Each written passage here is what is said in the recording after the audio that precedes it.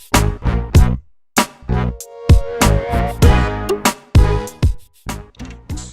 afternoon, everyone. On today's episode of Rob and Rob, we will be talking about Kevin Durant and LeBron James. Who do we think is better? Why do we think they're better? Is Kevin Durant joining the 73-win team that everyone loves to bring up, and why it is exactly the same as LeBron joining the Miami Heat, which no one loves to bring up. It's the exact same thing. And for those of you who are clowns and don't believe it, I'll explain to you how, because clearly you know nothing about sports. So, we're going to let him talk and go on his little rant like he likes to do and explain how it's different when it's clearly the same thing.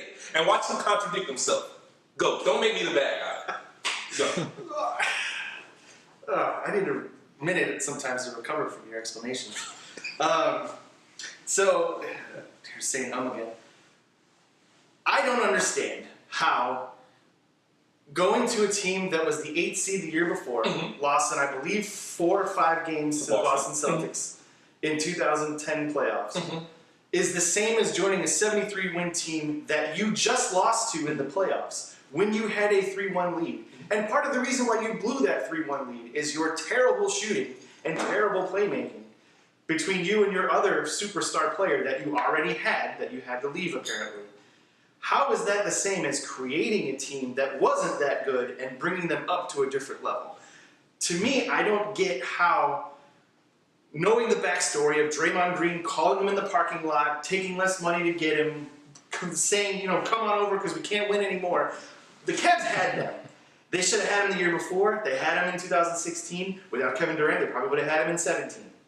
So I don't know how that is the same as joining a team that was just the 8th seed. Please tell me how that's the same, Rob. If you're just going to say because they both had good players, that's not a good reason. Go ahead. Can I talk? Yeah. Okay. Yeah. Don't interrupt. I say go ahead. Don't interrupt. So, when I ask you a question, can you just do me a favor and answer? Yes. What's your favorite advanced stat? PER. Say it again so they can hear you. PER. PER. Player efficiency rating. And what does that statistic mean? Or analytic, or whatever you want to call it? That measures the best overall player. The best different overall, things that they no. the whole game. So their whole complete game, that measures the best overall player. Correct. Not really defensively, but offensively, yes. The best overall rebounds, player. Assists, all that Scoring. stuff. Scoring, absolutely. So, 2010. When did the Heat join up? 2011? 2010. So, the year before, who's number 1 in your favorite statistic? I would assume LeBron James. Who's number 2 in your favorite statistic? Dwayne Wade.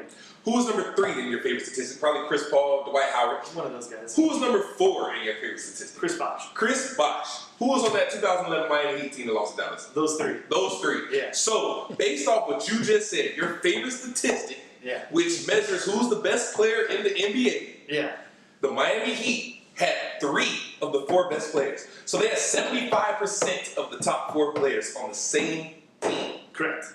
So, talent-wise, do the Golden State Warriors have 3 of the 4 best players in the NBA? At this point? Yeah. When Kevin Durant joined them? Yeah, absolutely. So, Draymond Green is a top 4 player? No. Klay Thompson is a top 4 player? Yes.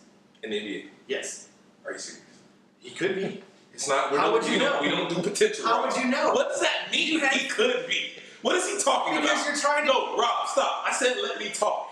So he could be. How would you know? He's never had his own team. Hold on. So is Klay Thompson better than Anthony Davis? No. Is Klay Thompson better than Kevin Durant? Overall, no. Is Klay Thompson better than James Harden? I don't know. He's never gotten a 35% usage. Is Klay Thompson better than Russell Westbrook? Probably not. Is Klay Thompson better than Joel Embiid, Karl Anthony Towns? As good as? Is he better than? No. Is he better than DeMarcus Cousins? Answer the questions. Is he better than DeMarcus Cousins? Yeah. Is he better than Chris Paul? Yes. Klay Thompson better than Chris Paul. This is the guy I have to deal with. The foolish stuff that... What is in your cup? We need to pour that out and pour you some water. Listen.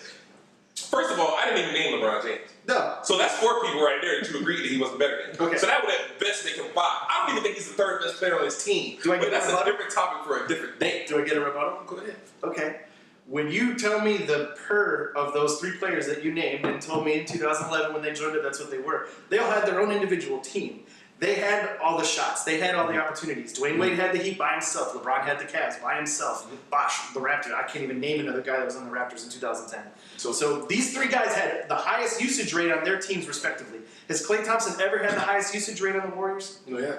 So how would you know where his talent goes? He averaged 22 points a game for his career at this point as a 2 option at best. Now he's a 3 or 4 Because option. nobody locks in on Klay Thompson. No one goes into the game saying, we have to stop him. And Aren't you the one that always tells me about his 63 points in 3 quarters? He's an amazing player. He can score. And he can defend, He right? can run off screens and shoot. Is he as good of a defender as Paul George? I believe if he was the first option, he wouldn't be as good of a defender because he would have to lead the team in scoring and guard the team's best player. Nobody's better at that than Kawhi Leonard. But And Klay Thompson is not better than Kawhi Leonard. I didn't even ask that. Is Klay Thompson better than Kawhi Leonard?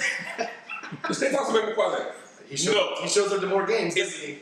Is he better than Kawhi Leonard? Be serious. Overall, probably not. You know he's not. You're smart. You have a college education. So stop acting like you don't. Is Klay, if they were both standing there and you had a number 1 pick, Yeah. and there was Kawhi Leonard and Klay Thompson, Yeah. who would you take? Because of their team setup, I would go with Kawhi Leonard. But once again, you're talking about someone who's a career number 2 option. So that leads back to my number 1 point. LeBron joined 2 top 3 players. Yes. I don't want to hear about their usage rate, this, that. They performed when they were the only player on their team. They did what they had to do. I believe Dwayne Wade, coming off 2010, was averaging 30 points per game. You can Google it on your iPad. Somewhere close. I believe it's 30.4. I believe Chris Bosh was averaging 24 points and 10 rebounds. Yeah. I believe LeBron James won the scoring title in 2009. 31 points per game. I think he won MVP. Yeah. Yeah, he did. 2 years before he So you have an MVP, a 30-point per game player, and a 25-10 dude on the same team. Right. That's not what Kevin Durant joined. Kevin Durant joined a 73-win team that lost to Cleveland, even though they should have lost because Draymond got suspended because the NBA is rigged. But we'll talk about that later on another episode. So, go ahead.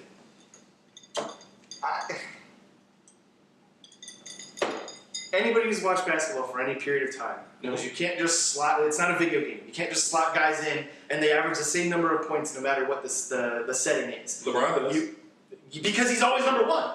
He's never number 2. He's always number 1. Your role changes. An example: Chris Bosh going to the Heat, Kevin Love going to the Cavs.